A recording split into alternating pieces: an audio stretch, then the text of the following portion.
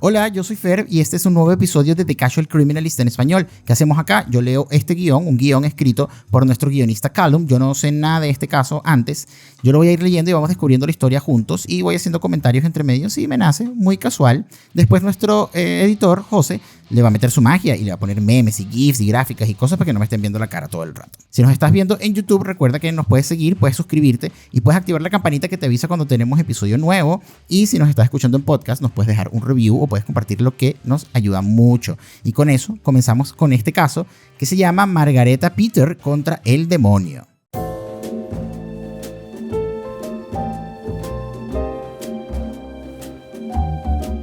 Todo está en el plan de Dios. ¿Cuál plan? ¿Dónde está el plan? Yo no he visto ningún plan escrito. ¿Dónde está ese plan? Esta es una frase que he escuchado más de 1000 veces para darle sentido a los horrores que ocurren en el mundo. Sin embargo, el tema que tengo con eso es que basta un vistazo al Viejo Testamento para convencerme de que no quiero tener nada que ver con los planes del Alfa y el Omega. El tipo ha arruinado más vidas que todos los asesinos en serie de este podcast juntos.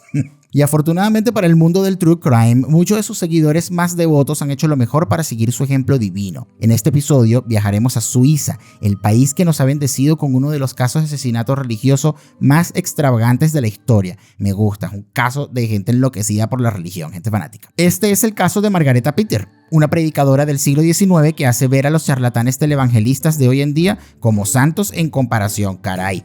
El culto que ella reunió a su alrededor resultó ser tan fanáticamente dedicado que estaban dispuestos a morir y matar por su amada Mesías.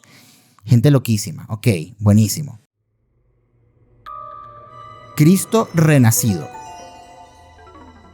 Margareta Peter nació como su ídolo Jesucristo el día de Navidad. Yo creo que la gente que nace el día de Navidad, y dije gente que es como tiene inclinaciones a volverse loca con la religión, si nace el mismo día de Navidad, yo creo que es más fácil que se vuelva loca. Era el año 1794 en la villa de Wilhelmsburg, Suiza, cerca de Zúrich. Margareta era la más pequeña de 6 hermanos, 4 chicas más ella y un hermano mayor. Lamentablemente, su madre falleció trágicamente poco después de su nacimiento. Hay demasiados casos en este podcast que comienzan con la madre muriéndose cuando el asesino o la persona horrible del caso es niño. Es demasiado común. A pesar de su edad, la pequeña Margareta siempre pareció la más sabia. Desde que tenía 6 años exigía que la familia se reuniera en el comedor para escucharla pronunciar sermones religiosos. Anda a jugar, niña, qué fastidiosa, de verdad. Su padre notó que la joven tenía talento para las palabrerías de fuego y azufre. Ahí hay plata, señora, actívese, póngase niña en una plaza a pegar gritos allí y decir que el demonio se los va a llevar a todos y pone un sombrerito ahí en el piso y listo. Míralos de pared de sufrir. Por el Espíritu Santo me pongo en pie y resisto al mal.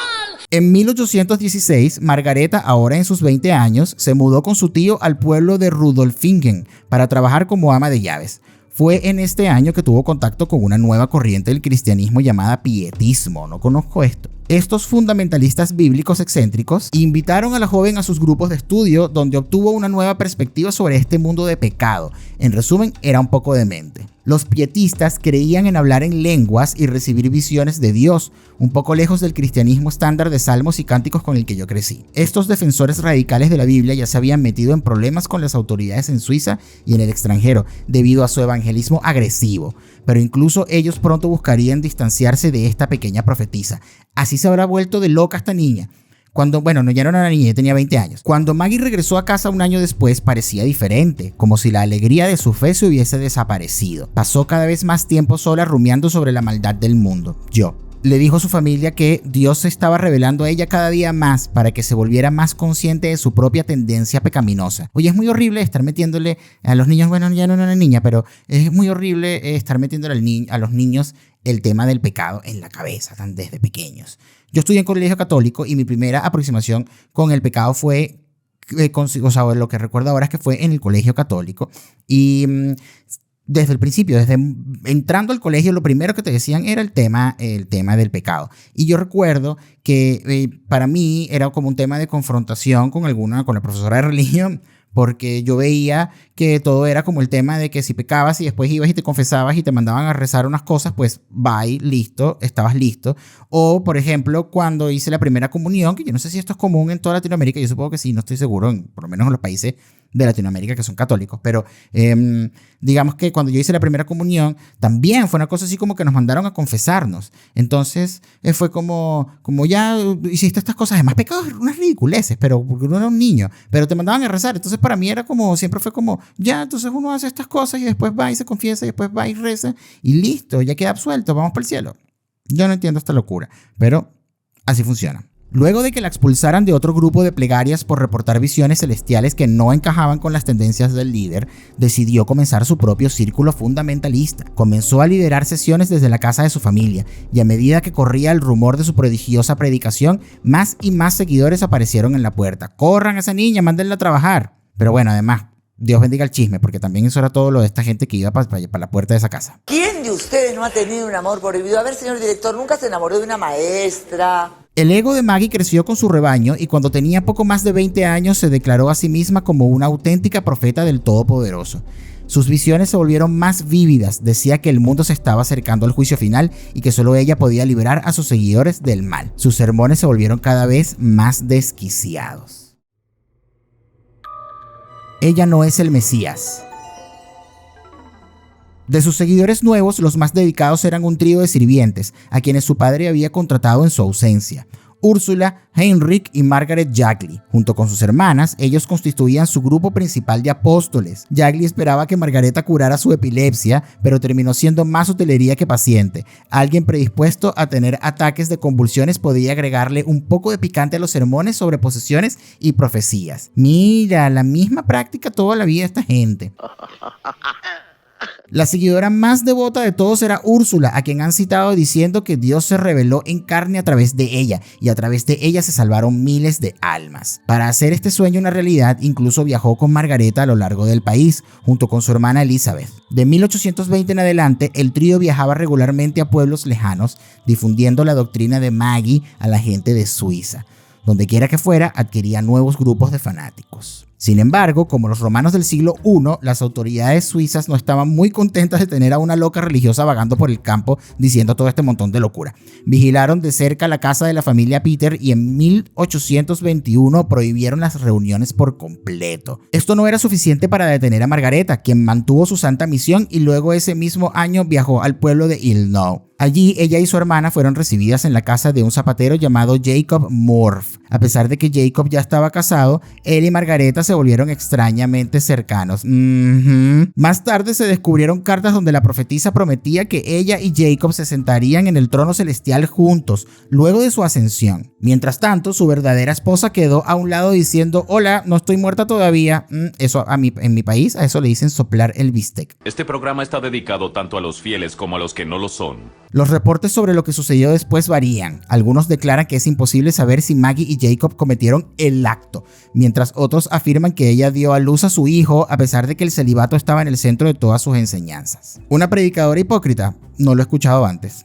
Sea lo que sea que haya sucedido entre los dos, Margareta se fue apresuradamente en 1822. Prácticamente había desaparecido del radar de la policía en este punto, pero no porque hubiera tirado la toalla. Ella y Elizabeth se encerraron en las habitaciones superiores de la casa familiar. Las dos no hicieron más nada que dormir, rezar y ayunar repetidamente por varios meses. Se nota que antes, en la antigüedad, la gente no tenía nada que hacer, porque esto es no tener oficio. Quizás su incapacidad para practicar lo que predicaba la llevó a ataques más profundos de manía. Cuando eventualmente comenzó a salir de su habitación a principios de 1823, los sermones de Margareta se volvieron más apocalípticos que nunca. Afirmaba que había recibido visiones detalladas del fin del mundo y sorpresa, sorpresa, venía muy pronto, como toditos. Parece que esto es lo que todos los líderes de culto afirman cuando se están quedando cortos de ideas. El infierno de Maggie. Las cosas deben haber parecido muy sombrías para los devotos de Wildensburg. No solo el mundo estaba a punto de acabarse, sino que Dios había escogido a Margareta para defender a la humanidad del mismísimo Satanás. Right. Y para este punto estaba a un par de salmos para completar un libro de himnos. Sin embargo, si algunos en su rebaño estaban preocupados sobre a dónde se dirigían las cosas, no se atrevieron a decirlo en voz alta. Durante enero y febrero bajaba regularmente a la sala y compartía sus profecías con la pequeña congregación. Estas incluían la revelación de que el hijo de Napoleón Bonaparte, el duque de Reinstadt se declararía inminentemente el anticristo. Qué ridículo, todos saben que el anticristo es Marilyn Manson, las mamás tenían razón. Al mismo tiempo, el resto de la familia Peter comenzó a reportar visiones terroríficas del futuro. El control de su gestión de Margareta sobre sus hermanos comenzó a extenderse a través de todo su rebaño y pronto había convencido a docenas de seguidores de que el fin se acercaba. Les contagió la locura a la familia y a la gente sin oficio que andaba detrás de ella. El miércoles 12 de marzo, Margareta los reunió a todos en su casa para lo que sería su mayor espectáculo hasta ese momento. Mientras el sermón estaba en pleno desarrollo, su discípula, Margaret Yagley, se asustó por un fuerte estallido en la chimenea, provocando un ataque epiléptico. Esta fue la chispa que encendió una hoguera de manía religiosa.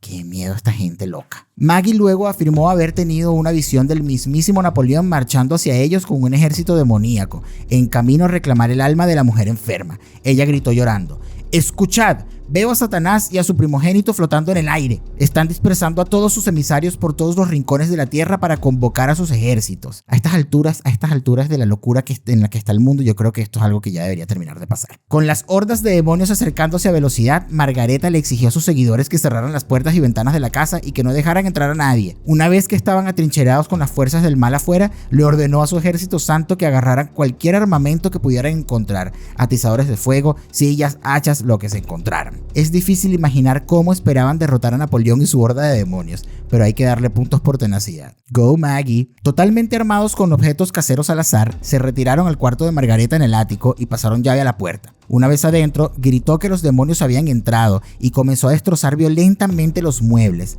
Sus seguidores siguieron su ejemplo, balanceando sus armas en frenesí y destrozando todo lo que veían. La locura siguió por 3 horas completas, 3 horas de adultos peleando con demonios imaginarios. Yo creo que esta gente se debió haber herido de alguna forma. Súper loco este tema de que se metieron en un cuarto a romper las cosas y ellos ahí metidos también, como que me imagino que también llevaron palazos. La oportunidad de destruir muebles igual es algo que resuena para mí. Yo creo que es un buen ejercicio. Por aquí abrieron un sitio de esos, un Rage Room. Se los recomiendo. Yo no he ido a ninguno, pero creo que me encantaría ir. Bueno, yo no he leído el tomo de revelaciones de la Biblia. No obstante, estoy seguro de que no describe la batalla del Armagedón como una docena de suizos locos destrozando una granja. Aunque en la Biblia de verdad que puede haber cualquier cosa. Después de que la horda de demonios invisibles fue expulsada del cuarto, la pandilla de cruzados enloquecidos siguió a la planta baja de la casa. Luego de tomarse una hora para recuperar el aliento en la sala, Margareta les preguntó si estaban dispuestos a sangrar por Dios. Como era de esperar, estaban más que listos. ¿Qué pasó aquí? Les ordenó que se golpearan unos a otros con puños y armas. Cuanto más sangraran, más poderosos serían contra las fuerzas de la oscuridad. Lo que comenzó como un grupo de plegarias inusual se convirtió en una escuela dominical para sádicos. Si alguien se cansaba e intentaba descansar, Margareta hacía que los otros se apiñaran en contra de ellos hasta que siguieran sacándose el pecado a golpes. O sea que entonces ella le transmitió o ella le contagió su locura a toda esta gente solo porque ella tenía sus propios pecados. Ya lo hemos visto también varias veces por acá en The Casual Criminalist en español. Hemos visto ya varias veces que les transmiten como sus frustraciones a su entorno o a sus parejas o incluso a sus víctimas y los convierten en personas también enloquecidas solamente por tratar de resarcir algún tipo de frustración o de pecado. En este caso que estamos hablando como de un tema muy como el pecado, como que lo llevaría a ella a esto. El tema del deseo sexual con el otro tipo o el hecho de que había intimado con un hombre casado, puede ser, pero también puede ser que el tema de la mamá, que se le murió la mamá a muy temprana edad, pero ¿por qué? ¿Por qué razón pone a todas estas personas además a golpearse? Esto no tiene ningún sentido, amiga. Date tus golpes tú. Como pueden imaginarse, todo esto hizo un gran alboroto, así que una multitud de aldeanos se reunió alrededor de la casa poco después de que comenzaran. Se dice que la extraña batalla en el interior derribó una tabla de la pared exterior y les dio una vista de lo que estaba sucediendo adentro. Yo estaría ahí sentadito con unas cotufas viendo ese rollo. La Mesías denunció a estos vecinos preocupados como agentes de Satanás, que estaban allí para sabotear el ritual. Los secuaces de Satanás miraron confundidos mientras Margareta le daba una paliza celestial a su hermana Elizabeth, luego su padre y el resto de la congregación, todos participando en el nombre de Dios. Pobre gente, pobrecita esta familia. Con consentimiento o sin consentimiento, todo esto era muy pero muy ilegal. Para empezar, la profetisa tenía prohibido realizar este tipo de reuniones, es verdad. Algunos de los aldeanos fueron a buscar a la policía, quienes derribaron la puerta y ordenaron que se detuviera toda la calamidad. Pero si ya estaba, ¿para qué derribaron la puerta si ya había un hueco en la pared. Como ya se habían ablandado bastante, no hubo mucha lucha para quitarle las armas a los fanáticos. Tenían como 2 horas esta gente dando golpes y partiendo muebles y dándose entre ellos mismos. La policía separó a los hombres y las mujeres en 2 cuartos separados. Los hombres lograron calmarse ahora que estaban solos, sin la influencia de su mesías, pero Margareta mantuvo a las mujeres alteradas. La mayoría de los hombres fueron despachados y enviados a sus casas, así, normal. Y con eso la policía creyó que habían calmado la situación y se fueron. Claro que no. O sea, como que asumieron que las mujeres no son violentas. O sea, ¿por qué dejaron ir a los tipos? No entiendo. De verdad, esto... De regreso en la oficina, comenzaron los procedimientos para encerrar a Elizabeth y Margareta en un manicomio. Please do. Sin embargo, la pequeña Mesías tenía un último milagro que ejecutar antes de la mañana. El horror de Williamsburg. Si todos hubiesen ido a dormir sensatamente después de que la policía se fue, es poco probable que estuviésemos hablando de esta historia hoy en día, pero eso no iba a suceder. Con su dominio sobre la casa restablecido, Margareta convocó a los seguidores que quedaban, incluyendo a su padre y hermanas, a la segunda planta de la casa. Insistió que siguieran con su frenesí sádico para protegerse del mal. Cuando su hermano llegó a la casa para ver qué diablos estaba pasando, lo atacó con una cuña de metal.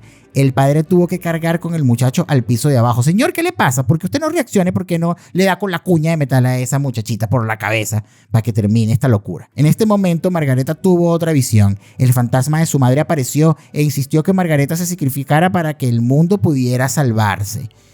Jesus. Sus seguidores estaban un poco desconcertados por la idea, pero eventualmente se convencieron. Sin embargo, Elizabeth no quiso escucharlo. Como realmente creía que Santa Maggie era la salvadora de la humanidad, pidió que la mataran a ella en su lugar. Comenzó a golpearse nuevamente, pero Margareta estaba a punto de subir la apuesta. Golpeó a su hermana con un martillo en la cabeza, haciéndola caer al suelo entre espasmos. La sirvienta Úrsula y otro de los seguidores la siguieron. Juntos mataron a la pobre Elizabeth a golpes allí mismo en el suelo. ¿Qué pasa? ¡Qué locura! Cuando la multitud retrocedió, su cuerpo torcido y roto yacía en un montoncito arrugado.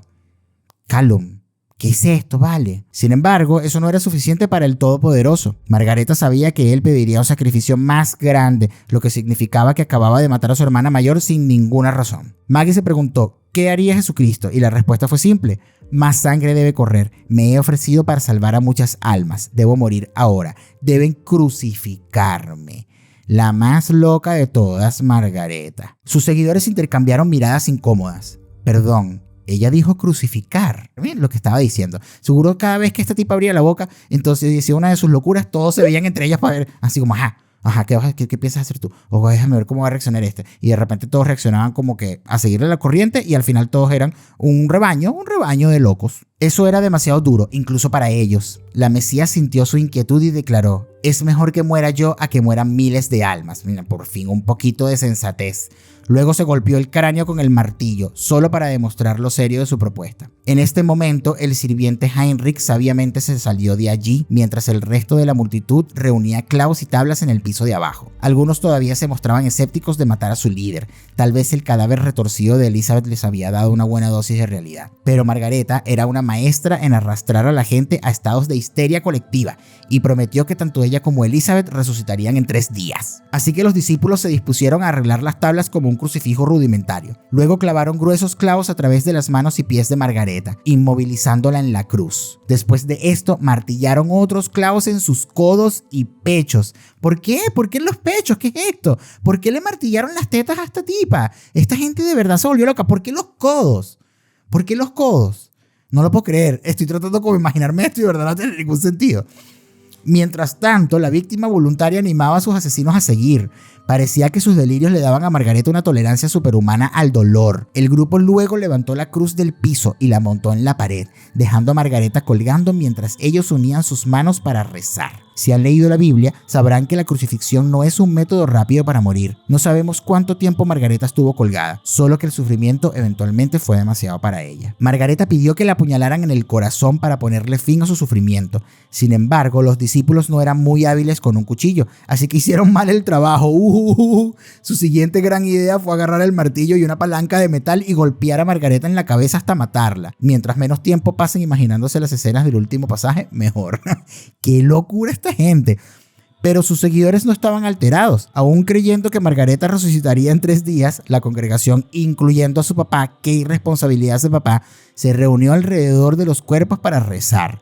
Luego de esto cenaron en el piso de abajo como si nada hubiese pasado normal aquí. Uno de los policías regresó a mediados de la cena para entregar los documentos de citación. Se fue completamente inconsciente de que los cuerpos brutalmente golpeados de las dos jóvenes estaban escondidos en el ático. Pasaron 3 días con todos los seguidores anticipando con emoción la gloriosa resurrección de las fallecidas.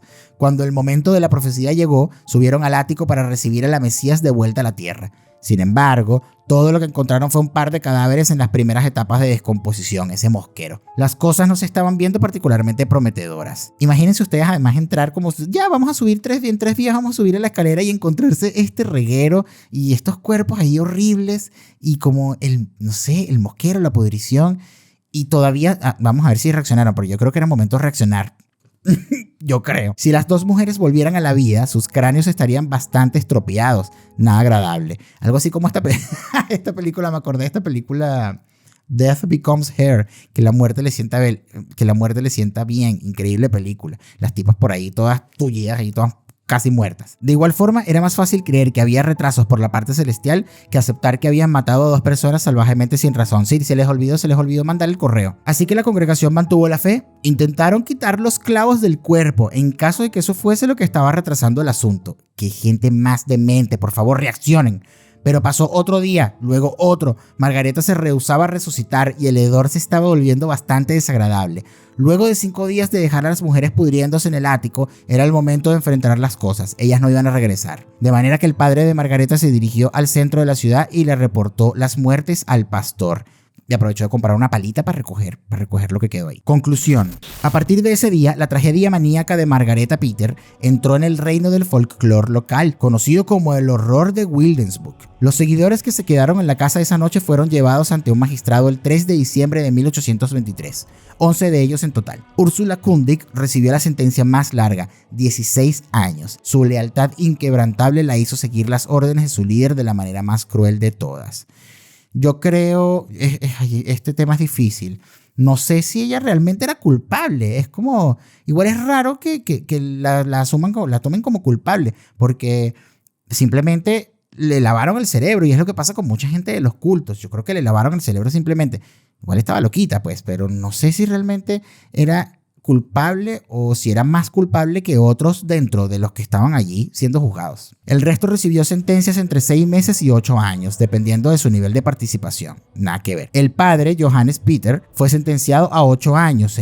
Este señor más irresponsable que nadie. Incluso luego de ser condenado por su rol en el asesinato de 2 de sus hijas, se rehusaba a renunciar a sus creencias. Mantuvo que Margareta fue señalada por Dios para un propósito extraordinario. Bueno, supongo que nunca lo sabremos, amigo, porque tú dejaste que unos maníacos la crucificaran en tu casa. Esto demuestra que no se puede razonar con fanáticos. A menudo hay una línea muy delgada entre fe y fanatismo, y dadas las circunstancias adecuadas es fácil para algunas personas caer en el lado equivocado. Así que la próxima vez que estén atrapados en la iglesia con un sermón bien aburrido, den las gracias que su pastor no les está ordenando que golpeen a sus padres para devolver a Napoleón al infierno. Quisiera terminar con un recordatorio de que no estoy odiando el cristianismo con nada de lo que he dicho en este episodio. Estoy consciente de que la gran mayoría de los creyentes no están planeando destrozar los cráneos de nadie, de verdad. La verdadera culpable aquí es nuestra vieja amiga, una enfermedad mental no diagnosticada, junto con un caso fascinante de histeria colectiva. Nadie entendió la lucha de una joven con unos demonios muy reales y fue presa de delirios violentos que la llevaron a una muerte prematura con tan solo 27 años. Aunque ella prometía la salvación, al final Margareta Peter solo trajo terror a la pequeña aldea suiza de Wilhelmsburg. Pero no se preocupen, todo es parte del plan de Dios. La paz esté con ustedes. Apéndices sangrientos. Apéndice 1. La versión principal de la historia de Margareta Peter y la fuente de las citas fue registrada en un libro de 1891 titulado Rarezas históricas y eventos extraños, por el pastor anglicano Sabine Baring Gould, el tipo que escribió Adelante soldados cristianos, tremendo título. Esto fue luego de un lapso bastante significativo, así que es muy probable que algunos detalles hayan sido modificados y agregados a lo largo de los años.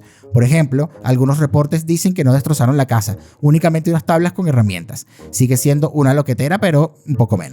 Apéndice 2. Si están pensando visitar el lugar de los hechos a lo turista macabro, olvídense de eso. La casa fue quemada poco después de estos eventos para evitar que sus discípulos y otros pietistas lo convirtieran en un sitio de peregrinaje. La última cosa que necesitaban los vecinos era más locos destrozando la ciudad. Bien, eso fue todo en este episodio de The Casual Criminalist en español, bien interesante, de histeria colectiva y de religión y de fanáticos religiosos dementes. Con esto nos despedimos. Recuerda que si estás viendo este episodio en YouTube, suscríbete al canal o activa la campanita que te avisa cuando tenemos episodio nuevo. Y también, si nos estás escuchando en Spotify, déjanos un review, compártelo que nos ayuda mucho. Nos vemos en un próximo episodio de The Casual Criminalist en español.